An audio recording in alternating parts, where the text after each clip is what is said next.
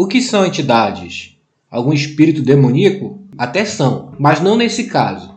Nesse caso, nós estamos falando de entidades públicas, ou seja, nós estamos falando de pessoas jurídicas. Como são pessoas jurídicas, a gente está falando de um ente personalizado, que significa que ele tem direitos e obrigações. Nós também estamos falando de pessoas jurídicas que possuem patrimônio e que têm capacidade processual, como nós já falamos em outro vídeo. Nós também já falamos que as entidades podem ser políticas ou podem ser administrativas. E que as entidades políticas são a União, Estados, DF e municípios. E que as entidades administrativas são a fase, que eu não vou repetir escrevendo, mas que é fundações públicas, autarquias, sociedade de economia mistas e empresas públicas. Até aqui você já sabe, mas agora eu quero falar de autonomia, tanto de um quanto para outro. E eu também quero falar de personalidade jurídica, tanto de um quanto de outro. As entidades políticas, elas têm autonomia política, que significa que elas podem se governar,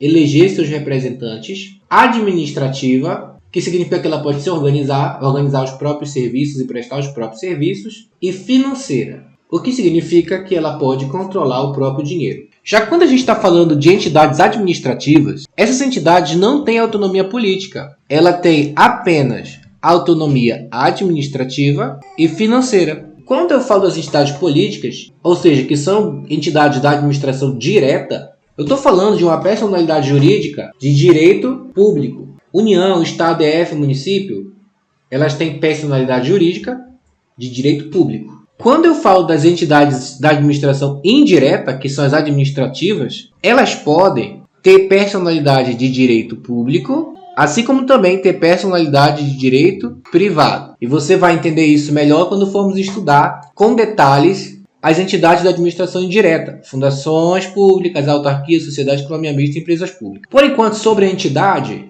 eram essas informações importantes que sempre caem em concursos que eu queria passar. Até a próxima.